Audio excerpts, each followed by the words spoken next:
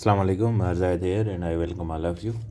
अच्छा, जीअं त पंहिंजो टॉपिक हले पियो, चैप्टर हुयो ह्यूमन फिज़ियोलॉजी जो। उन में पाण कल्ह जेको आहे ह्यूमन ब्लड कईसीं, इंसान जी जेकी रत आहे बॉडी जी, उन जी पाण क्लासिफिकेशन कईसीं त बाबा RBCs, WBCs एंड प्लेटलेट्स कहिड़ा आहिनि। उन जा जेके नॉर्मल फंक्शन्स हुयासीं ब्लड जा उहे पढ़ियासीं। उन खां अलावा जेको आहे ब्लड जे बारे में जेके मेन MCQs ईंदा आहिनि उहे पाण कवर कयासीं। हाणे ब्लड जो जेको आहे फंक्शन उहो कल्ह तव्हांखे ॿुधाए छॾियो। डाइजेशन सिस्टम में तव्हांजे टिश्यूज़ खे मुख़्तलिफ़ न्यूट्रिशन जेको आहे प्रोवाइड करण में मेन किरदारु अदा कंदी आहे। अॼु मुंहिंजो आवाज़ु थोरो धीमो हूंदो, मुंहिंजी तबियत ख़राबु आहे त माज़रत उन लाइ। अच्छा, ॿियो जेको ब्लड जो मेन जेको कमु आहे, जेकी असांजी बॉडी जो टेम्परेचर आहे न, हेॾे लिखूं था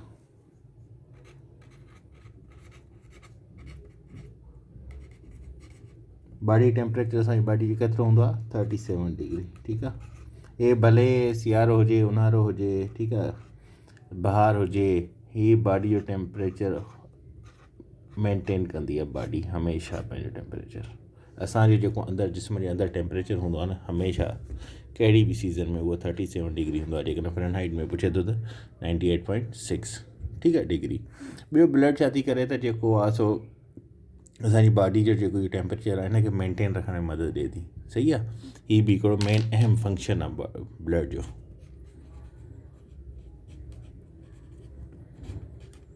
सही आहे, हीअ कल्ह लॻे थो स्किप थी वियो, मूंखे लॻो त मां न ॿुधायो आहे, हिन जे करे मुंहिंजो ॿुधाए छॾियो तव्हांखे। अच्छा, हाणे पाण चऊं था ब्लड सेल ते, पंहिंजे मेन टॉपिक जी तरफ़। हाणे ब्लड सेल पाण कल्ह पढ़ियासीं बाबा ब्लड सेल कहिड़ा आहिनि। RBCs आहे, ठीकु आहे, रेड ब्लड सेल। उन खां पोइ पाण पढ़ियोसीं जंहिंखे एर्थरोसाइट चऊं था, लिक्योसाइट्स वाइट ब्लड सेल, ठीकु आहे, या थर्मोसाइट्स जंहिंखे पाण प्लेटलेट्स चऊं था।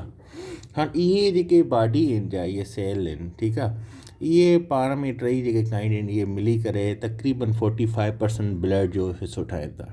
ठीकु आहे, ॿियो जेको आहे 55 उहो पाण प्लाज़्मा कल्ह पढ़ियोसीं। त हाणे इहे जेके आहिनि मेमल्स जेके आहिनि, मेमल्स जे अंदरि टिनि ब्लड जे अंदरि 3 शयूं हूंदियूं आहिनि सेल्स में, RBCs, WBCs एंड प्लेटलेट्स। हाणे इन टिनि मां जेको आहे मुख़्तलिफ़ क्वेश्चन पुछंदो आहे।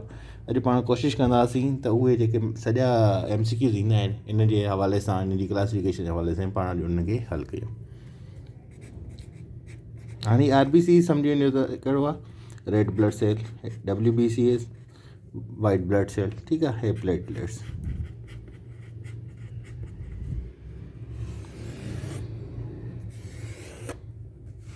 हाणे हिकिड़ी ईंदी आहे त बाबा जेको आहे त केतिरनि टाइप जा जेको आहे RBCs हूंदा आहिनि असांजी बॉडी जे अंदरि, त सिर्फ़ु हिकु क़िस्म जो, ठीकु आहे, ओनली वन टाइप।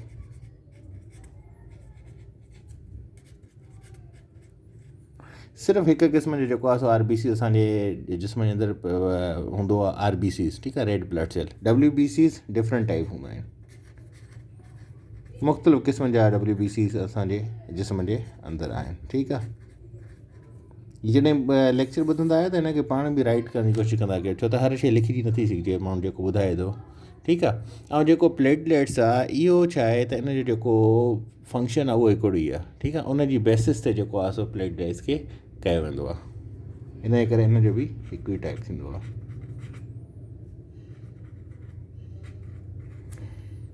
सही आहे, उन खां पोइ पाण अचूं था बाबा लाइफ केतिरी आहे RBCs जी, त RBC जी जेकी लाइफ आहे उहा 120 डेज़ आहे। ठीकु आहे, 120 ॾींहं हिन जी उमिरि आहे। ठीकु आहे, हाणे जेको WBCs आहे इन जी जेकी लाइफ आहे इहा फ्यू डेज़ हूंदी आहे। ठीकु आहे, बिल्कुलु ई घटि ॾींहं हूंदा आहिनि, 7 खां 8 ॾींहं थी विया। ठीकु आहे, इन जे करे फ्यू डेज़।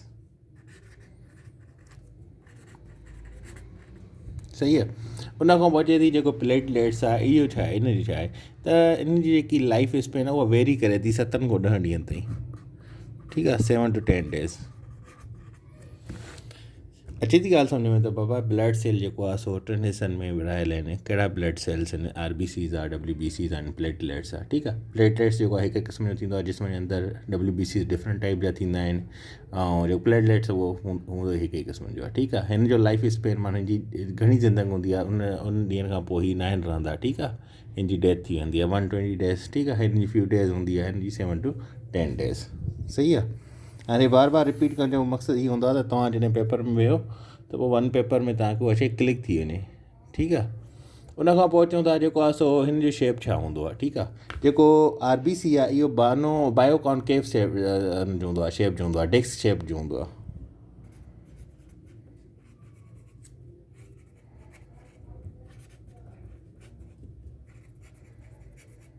ऐं बाए कॉन्केव त ईअं सम्झो हिकु हूंदो आहे डिस्क जेकी खोखली हूंदी आहे, मथां ई उभरियल हूंदी आहे, विच में ख़ाली हूंदी आहे, खोखले क़िस्म जी, उनखे पाण बाए कॉन्केव चवंदा आहियूं, ठीकु आहे। हाणे डब्ल्यू बी सी जेको आहे हिन जा डिफरेंट शेप आहिनि, ठीकु आहे। जीअं हिन जा डिफरेंट टाइप आहिनि ईअं हिन जा डिफरेंट शेप्स आहिनि, हिन जो कोई हिकिड़ो शेप न आहे, सही आहे। उनखां पोइ प्लेटलेट्स जेको आहे इहे प्लेट लाइट हूंदा आहिनि, ठीकु आहे, स्प्रेरिकल या जीअं तव्हां सम्झो ओवल शेप हूंदो आहे उन वारी कार हूंदा आहिनि, सही आहे। प्लेट वारी कार हूंदा आहिनि, ठीकु आहे, या वरी हू उते वधीक अञा जेको आहे सो डिफरेंट तव्हांखे या को ऑप्शन प्लेट लाइट नथो ॾिए, स्फेरिकल ॾिए थो त उहो बि इहे ई हूंदा आहिनि, ठीकु आहे। या वरी ओवल, ठीकु आहे, ओवल हूंदा आहिनि शेप में, सही आहे। उनखां पोइ जेकी हिन जी मेन शइ उहो पुछंदो आहे त बाबा इहे प्रोड्यूस किथे थींदा, ठीकु आहे। हाणे हीअ जेके आहिनि प्लेटलेट्स किथे हूंदा आहिनि रत जे अंदरि, डब्ल्यू बी सीज़ किथे हूंदा आहिनि प्रोड्यूस थींदा आहिनि, या आर बी सीज़ किथे प्रोड्यूस थींदा, ठीकु आहे। त जेके डब्ल्यू बी सीज़ आहिनि इहे बोन मेरो में प्रोड्यूस थींदा आहिनि,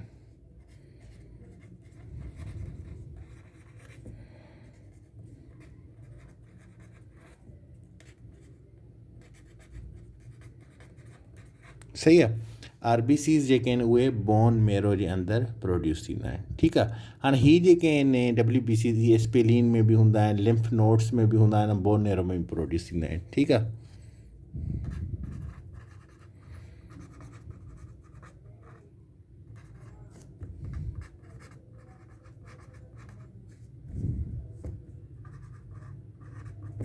लिम्फ नोड्स एंड स्पेलिन, सही आहे। जेके प्लेटलेट्स आहिनि इहे किथे प्रोड्यूस थींदा, हे बोन मेरो में थींदा।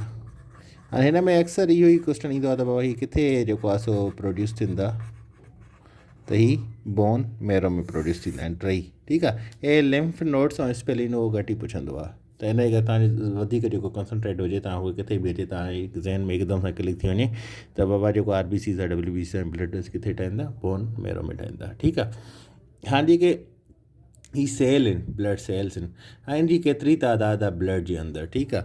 हाणे जेके आर बी सीज़ आहिनि इहे 93% हूंदा आहिनि, ठीकु आहे। ब्लड सेल जेके हूंदा आहिनि उनजो 93% कहिड़ा हूंदा आहिनि, आर बी सीज़ हूंदा आहिनि, ठीकु आहे।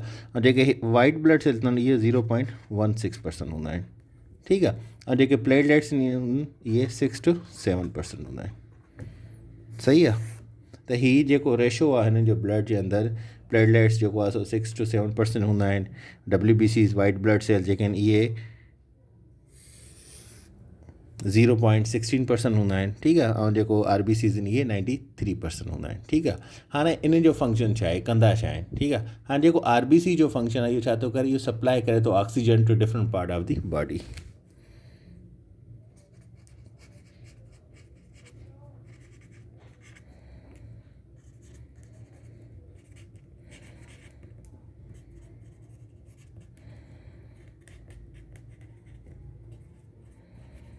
सही आहे। त बॉडी जेके डिफरेंट पार्ट्स आहिनि उन्हनि खे आर बी सी छा थो करे, ऑक्सीजन सप्लाई करे थो, ठीकु आहे।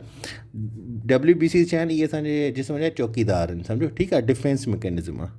त हीअ डिफेंड कंदा आहिनि असांजी बॉडी खे, ठीकु आहे। जॾहिं बि ॿाहिरां खां को वायरस अचे थो, ठीकु आहे, या काई डिज़ीज़ अचे थी, इन्फेक्शन अचे थो, उनजे ख़िलाफ़ु ई डिफेंड कंदा बॉडी खे, ठीकु आहे। जीअं उहे बॉडी जीअं चोर घर में गिरंदो आहे, जेकॾहिं को जागी पए त उहो उन सां विढ़ंदा, ईअं डब्ल्यू बी सी जॾहिं बि का नई इन्फेक्शन तव्हांजे जिस्म में ईंदी आहे डिज़ीज़, त उन सां विढ़ंदा आहिनि, ठीकु आहे। जेकॾहिं उहा डिज़ीज़ ताक़तवर आहे, ठीकु आहे, जीअं करोना वायरस ई, त उहा उन्हनि ते हावी थी वेंदी आहे, न त उहा उनखे उते ई फस्ट में ई किल करे छॾींदा आहिनि, जेके नथा कनि त पोइ उहा तव्हांजी बॉडी में डिज़ीज़ पेनिट्रेट करे थी, जंहिंजे करे तव्हां बीमार थियो था, ठीकु आहे। अची ॻाल्हि सम्झ में इहा। हाणे हीअ जेके आहिनि डब्ल्यू बी सीज़ इहे छा था कनि, डिफेंस मैकेनिज़म आहे बॉडी जो, ठीकु आहे, डिफेंड बॉडी अगेंस्ट इन्फेक्शन,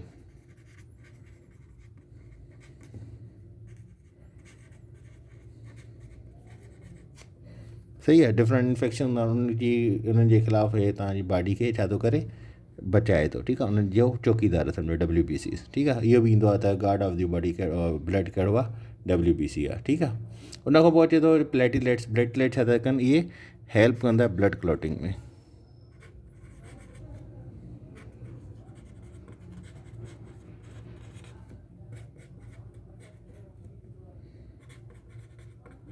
ठीकु आहे। हीअ छा था हेल्प कनि हिन में, ब्लड क्लॉटिंग में मदद कनि था।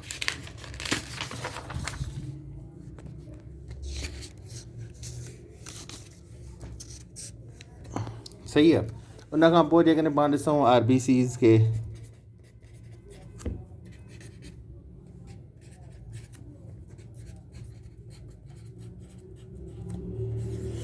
हिन अञा वधीक फंक्शन्स कहिड़ा आहिनि।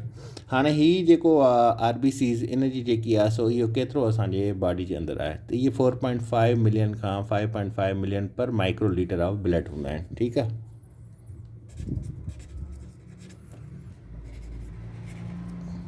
4.5 मिलियन, M फॉर मिलियन आहे। ठीकु आहे। तो 5.5 मिलियन पर माइक्रो लीटर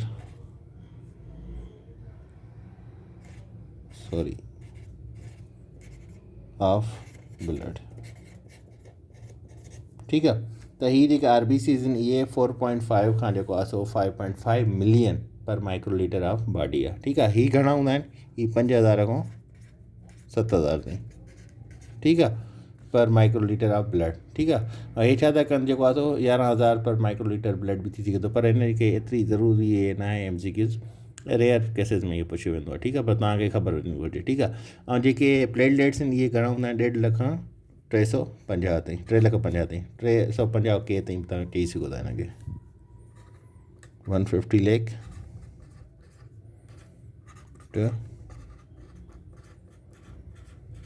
ठीकु आहे। ऐं जेके नॉर्मल ब्लड्स में जेके प्लेटलेट्स हूंदा आहिनि उहे घणा हूंदा आहिनि, 1.5 लख हूंदा। 1.5 लख खां हेठि अचे त तव्हांजे अंदरि प्लेटलेट्स जी कमी थी वेंदी आहे। ठीकु आहे। उन खां पोइ अचे थो, इहो बि पुछंदो आहे त नॉर्मल बॉडी में घणा प्लेटलेट्स हूंदा आहिनि, घणा इंसान खपे, 1.5 लख खपे। ठीकु आहे। उन खां पोइ अचे थो त भाउ जेको RBCs आहे हिन जे अंदरि न्यूक्लियस हूंदो आहे न हूंदो आहे। ठीकु आहे। WBCs जे अंदरि न्यूक्लियस आहे न आहे, प्लेटलेट्स जे अंदरि न्यूक्लियस आहे या न आहे, त हिन जे अंदरि नो न्यूक्लियस। ठीकु आहे। WBCs जे अंदरि हैव न्यूक्लियस। ठीकु आहे। ऐं जेको हे आहे प्लेटलेट्स, इन जे अंदरि में न्यूक्लियस न आहे हूंदो। ठीकु आहे। त हिन खे सिर्फ़ु पेपर जे जेको पाण कयूं था न उन जे 1 पेपर जी पॉइंट ऑफ व्यू सां कयो। हाणे ॾिसो न, हिन मां तव्हांजा तक़रीबन सॼा MCQs निकिरनि था।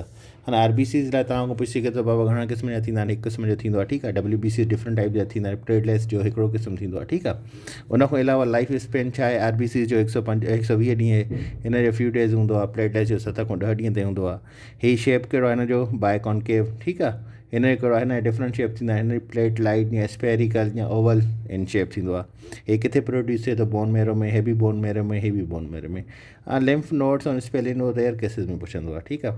हीअ जेको आहे सो घणो आहे ब्लड जे अंदरि, 93% आहे। हिन जो तइदाद 0.16% आहे। हीअ 6.7% आहे प्लेटलेट्स। ठीकु आहे।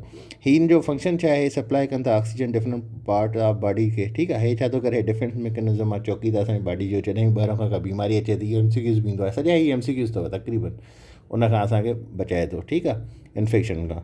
ऐं हीअ जेको आहे सो स्पिलिन, हे जेको आहे प्लेटलेट्स, इहो ब्लड क्लॉटिंग में असांजी मदद करे थो। ठीकु आहे। RBCs जेके आहिनि उहे 4.5 मिलियन खां 5.5 मिलियन पर micro litre of the blood आहिनि। ठीकु आहे। हीअ जेके आहिनि 5000 खां 7000 ताईं, ऐं जेके प्लेटलेट्स आहिनि 1.5 लख खां 3.5 लख ताईं आहिनि। ठीकु आहे। जॾहिं 1.5 लख खां प्लेटलेट्स सेट घुरंदा आहिनि त तव्हांजी बॉडी में, तव्हांजी ब्लड में प्लेटलेट्स जी ज़रूरत पइजी वेंदी आहे। ठीकु आहे।